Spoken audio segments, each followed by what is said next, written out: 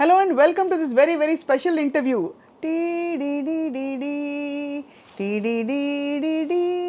అని ఒకప్పుడు Doordarshan signature tune వచ్చిన వెంటనే అందరూ కూడా ట్యూన్ ఇన్ అయిపోయి టీవీల ముందు అతుక్కుని కూర్చునేవారు. అప్పుడప్పుడే టీవీలో వినోద ప్రధానమైన కార్యక్రమాలు దూరదర్శన్లో మొదలయ్యాయి. ఆ సమయంలో డీడీలో అనేక కార్యక్రమాల్లో అనేక హాస్యపరమైన చిన్న చిన్న స్కిట్స్లో వాటిలో కనిపించి అలరించిన నటులు ఆ తర్వాత అఫ్కోర్స్ ఎన్నో సినిమాల్లో కూడా చాలా పాత్రలు వేశారు. అన్నిటికంటే ముఖ్యంగా ఏంటంటే మామూలుగా అందరూ మంచి చేయడం గురించి మాట్లాడుతుంటారు, కానీ ఈయన మాత్రం మంచి చేసి చాలామంది జీవితాలను ఉద్ధరించి బాగు చేసే తపనలో నిత్యం ఉంటూ ఉంటారు. దానికి మూలం ఏంటంటే మనం సైతం అని ఆయన పెట్టిన ఒక సంస్థ. అది పుట్టింది ఎప్పుడంటే ఆయన పుట్టినరోజున సెప్టెంబర్ 22న. సో సెప్టెంబర్ 22 బర్త్డే సెలబ్రేట్ చేసుకోబోతున్న నటులు, దర్శకులు, రచయిత, all in all Kadambari Kiran గారితో ఇవాల్టి ప్రత్యేక ఇంటర్వ్యూ. సార్, మీకు స్వాగతం. Thank you very very much. చిన్నప్పటి నుంచి మిమ్మల్ని చూసి అలవాటైంది, కానీ మీరు అలాగే ఉన్నారు అప్పటి నుంచి ఇప్పటిదాకా. కొంచెం హెయిర్ స్టైల్ మారింది తప్ప మిగతా అంతా. అవునమ్మా, కానీ మారాలి మనిషి వయసుని బట్టి, అనుభవాలను బట్టి.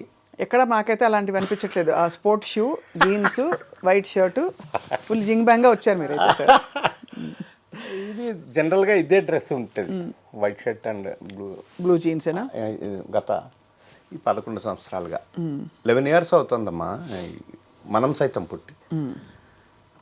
ఈ 11 yearsగా ఆ మార్పు. ఒక సార్, ఏదైనా మామూలుగా అంటే ఈ మనం సైతం ఎలా పుట్టింది తెలుసుకునే లోపు అసలు నటుడిగా మీ జీవితం ఎలా ఉంది? తృప్తినిచ్చిందా ఇంతవరకు?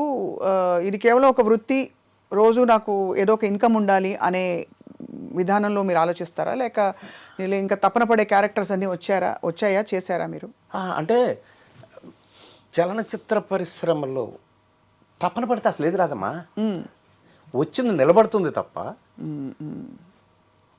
రావటానికి తపన పడితే మనకి నిరాశ ఎదురవుతుంది. ఎక్స్పెక్టేషన్ ఎప్పుడైతే ఉంటుందో నిరాశ కూడా దాని పక్కనే ఉంటుంది. సో నేను ఎక్స్పెక్ట్ చేయనేది వస్తే ఆనందపడతా, బాగా చేసినప్పుడు ఇంకా ఆనందపడతా. అది జనం దగ్గరికి చేరితే అద్భుతం కదా. బట్ దాని గురించే జీవితం, దాని గురించే తపన అనేది మాత్రం నాకు సెకండరీ. రైట్. అంటే నా లైఫ్ గురించి అని కాదు, లైఫ్ కష్టాలు ఎవరికైనా ఉంటాయి. మోడీ గారికి ఉంటాయి, చంద్రబాబుకి ఉంటాయి, రేవంత్ అన్నకుంటే ఎవరికైనా ఉంటాయి. బట్ ఆ ప్రెషర్స్ వేరు, ఆ కష్టాలు వేరు. దాని నుంచి బయటపడటానికి అది వేరు. అది బట్ దానికి ప్రొఫెషన్కి సంబంధం లేదు. ప్రొఫెషన్ ఒక సంతృప్తికరమైనటువంటి ఒక ఫేజ్. అందులో సాటిస్ఫాక్షన్ పొందాలి, అది అది ధర్మం. అవును.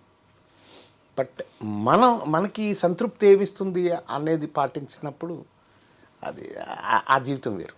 అవును, కరెక్ట్. నేను అందుకనే మనం సైతంలో ఉన్నా. అందులో ఉన్న సంతృప్తి నాకు ఎందులో రాదు. నేను ఎక్స్పెక్ట్ కూడా చేయను. రోజు మనం సైతంతో మీకు ఏదో ఒక కనెక్షన్ ఉంటుందా సార్? అంటే కార్యక్రమాలు ఉంటాయమ్మా, ఏదో ఒకటి. అంటే ధనమూలం ఇదం జగత్ కదా. అంచేత ధనం తక్కువైనప్పుడు అప్లికేషన్స్ ఎన్ని ఉన్నా కానీ నేను కొంచెం సైలెన్స్ మెయింటైన్ చేయవలసి ఉంటుంది. అప్పుడు వాళ్ళు అనుకోవచ్చు, ఏంటి కాదంబరి ఫోన్ తీయట్లేదు, లేకపోతే అటెండ్ అవ్వట్లేదు, లేకపోతే ఆన్సర్ ఇవ్వట్లేదని.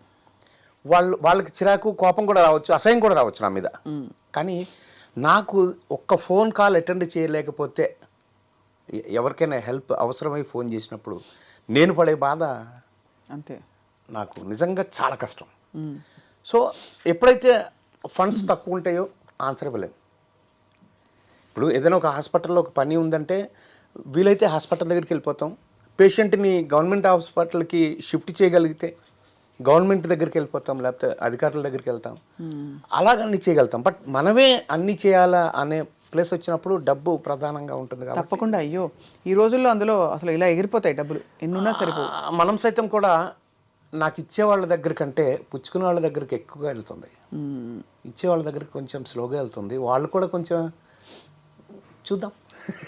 ఈ సంస్థ పుట్టాలంటే సార్ ఏదో ఒకటి జరుగుంటుంది మీ కళ్ళ ముందో, లేకపోతే మీరు చూసిన సంఘటనలు కావచ్చు మిమ్మల్ని ప్రభావితం చేసి. అవునమ్మా, మనం సైతం అనే సంస్థని పెట్టాలని ఒక ప్రేరేపణ మీకు వచ్చి ఉంటుంది. సో ఎలా సార్? మనం సైతం, నేను పేదవాడినమ్మా, నాకు ఎటువంటి బలం లేదు. నేనంటూ ఇందాక మీరు చెప్పినట్టు టెలివిజన్ డే 1 నుంచి ఉన్న ఏకైక ప్రొఫెషనల్ యాక్టర్ టెక్నీషియన్ నేనే. I'm the very first professional in this Telugu television medium, అది గర్వంగా చెప్పగలను.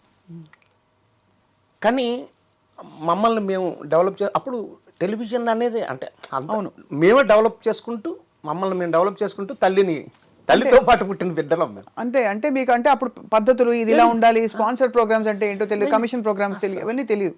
కెమెరా ఎంత పెద్దగా ఉండేది, రికార్డర్ ఎంత పెద్దగా ఉండేది, 4 మోసేవాళ్ళం. అదే కదా. అట్లా ఆ టేప్స్ అలా ఉండేవి. అయితే అందులో మమ్మల్ని మేము డెవలప్ చేసుకోవటంలో లేదా డెవలప్ చేసుకుందాం అనే ఆ ఆతృతలోనో ఆ పోరాటంలోనో ఆరాటంలోనో నిర్మాత అయ్యాం, దర్శకుడు అయ్యాం, రైటర్ అయ్యాం, కొన్నిసార్లు కెమెరా కూడా ఆపరేట్ చేసాం, సౌండ్ రికార్డింగ్ ఆపరేట్ అంటే డబ్బింగ్ చేసాం, ప్రతి ఒక్కటి చేసుకుంటూ వెళ్తున్నాం. కానీ నిర్మాతగా అయినప్పటికీ వచ్చిన ప్రతి కొత్త ఛానల్లో నేను ప్రోగ్రామ్ చేశాను, సీరియల్ చేశాను ఓన్గా.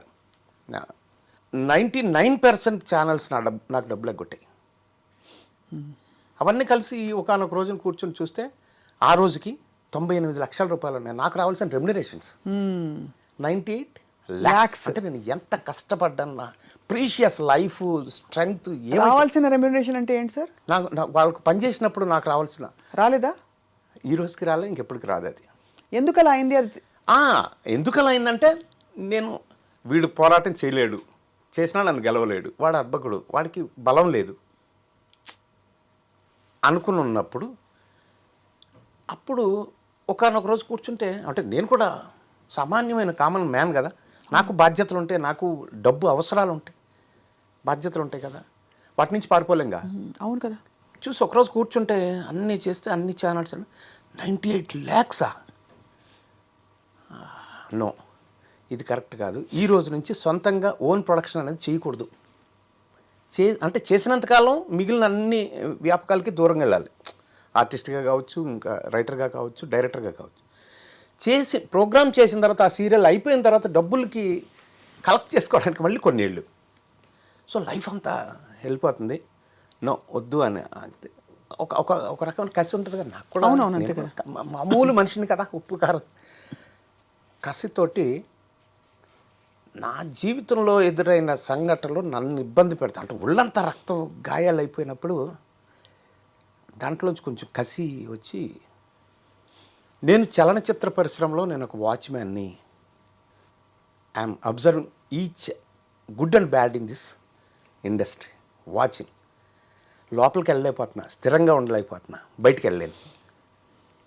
తెలుగు చలనచిత్ర పరిశ్రమ వాచ్మ్యాన్ ఆత్మకథను ఒక రాయాలనుకో, ఒక 20 పేజీలు 25 పేజీలు రాశాక నాకే బాధ అనిపిస్తుంది. వాళ్ళంతా తర్వాత నాకు స్నేహితులు అయ్యారు, నాకు దగ్గర అవుతారు. నాకు ఒరే ఫ్రెండ్సే ఎక్కువ. నన్ను అన్నయ్య అనేవాళ్ళు, నేను ఒరే అనేవాళ్ళు చాలా ఉంది. ఎందుకంటే ఆ తరం అక్కడి నుంచి వేరే ఇది కదా. సో ఎందుకు ఏంటి ఇలాగ వీళ్ళ గురించి ఓపెన్ అవటం వల్ల నా కసి తీరొచ్చేమో, బట్ దానివల్ల ఉపయోగం ఏంటి? వాళ్ళ క్యారెక్టర్ వాళ్ళే చెప్పుకుంటారు ఫ్యూచర్లో ప్రజలకి, మనం ఎందుకు చెప్పటం అని అది పక్కన పెట్టి, మరి అట్లా నీకేంటి బలం ఏంటి? ఎస్, నా బలం నేను పెంచుకుంటూ వెళ్ళాలి, నా కుటుంబం నాకు అండగా ఉండాలి అని. నువ్వు పేదవాడు అవటం వల్ల కదా నీకు, పేదవాళ్ళకి సాయం చేయడం వల్ల నీ కుటుంబాన్ని పెంచుకో, ఆ పేదవాడు నీకు ఫ్యామిలీ అవుతాడు అన్న ఆలోచన మనం సైతం అన్న పేరు. ఇప్పుడు వాళ్ళకి నిజంగా ఒక పేదవాడికి అంత మంచి హెల్ప్ అందింది అని అతను చెప్పే నాకు కృతజ్ఞత ఏదైతే ఒక లుక్లో ఉంటుందో, ఒక కంటి చూపులో ఉంటుందో, అది చూసిన రోజు ఎంత ప్రశాంతంగా ఉంటుందో తెలుసా నాకు. నేను చేసిన హెల్ప్ చిన్నదే కావచ్చు, అసలు నా స్టేట్మెంటే చేతనైన సాయం కోసం ఎప్పుడైనా ఎక్కడైనా మనం సైతం ఎవరికైనా చాలా అప్పుడు నాకు ఎస్, ఇది కదా జీవితం, ఇది కదా నా లైఫ్, ఇది కదా నేను తృప్తిగా ఉన్నటువంటి ఇది కదా. అంతకుముందు ఉలిక్కిపడి మిడ్ నైట్ గప్పుకుని లేచి గుండె పట్టుకొని ఒకనొక సందర్భంలో నా స్నేహితులు చనిపోయిన వాళ్ళు ఉన్నారు, అలా అచ్యుత్ లాంటి వాళ్ళు. ఏంటి అలాగ నేను కూడా అనుకునేవాడిని. ఎస్, ఆ తర్వాత నాకు ఎప్పుడు అలాంటి ఇబ్బంది లేదు, ప్రశాంతంగా. కానీ సార్ ఈ 98 లక్షలు కాదు ఇంకా నాకు అర్థం కావట్లేదు. 98 లక్షలు ఒకళ్ళు మీకు ఇవ్వలేదా, పలువురు ఇవ్వలేదా? పలువురు అంటే ఏమంటారు వెళ్ళినప్పుడు, ఇదిగో ఇస్తాం అదిగో ఏం ఇస్తాం లేదమ్మా, అనుకుంటారా? ఇప్పుడు ఒక ప్రోగ్రామ్ మీరు చేస్తున్నారు అనుకోండి, అవును, ప్రొడక్షన్ ఖర్చు అవుతుంది కదా. ముందు మనమే ప్రొడ్యూసరే పెట్టాలిగా. అవును. పెట్టిన తర్వాత వాళ్ళు ఛానల్కి ఎలా ఉంటుందంటే నీ ప్రోగ్రామ్ రేటింగ్ రావటం లేదు అనేది ప్రధానమైన ఒక సాకు. మంచి చాకు అది. రేటింగ్ రావటం లేదు, నెక్స్ట్ వీక్ నేను తీసేస్తున్నాం అంటారు. గప్పుకుని కాళ్ళ వెళ్ళ పడతాం, ఇంకా 1 వీక్ ఉంచుతాం అంటారు. ఆ 1 వీక్ తర్వాత ఒక ఓచర్ ఇస్తారు, ఫుల్ అండ్ ఫైనల్ పేమెంట్ అని ఒప్పుకుంటే, ఇదిగో నీకు 20 లక్షలు రావాలి, 2 లక్షలు ఇస్తా అని ఒప్పుకొని రాసిస్తే 2 లక్షలు వస్తాయి. ఆ 2 లక్షలకే మనం చాలా జీవితం మారుతుందనే ఫీలింగ్లో ఉంటాం. బోళ్ళంతా మళ్ళీ వాళ్ళకి ఇవ్వాలి కదా, టెక్నీషియన్స్కి. అవును కదా, వాళ్ళ బాకీలు అలాగా. అందులో నా రెమ్యునరేషన్స్ ఉంటాయి, నా లాభాలు ఉంటాయి. సో అవన్నీ అలాంటివన్నీ కలుపుకుంటే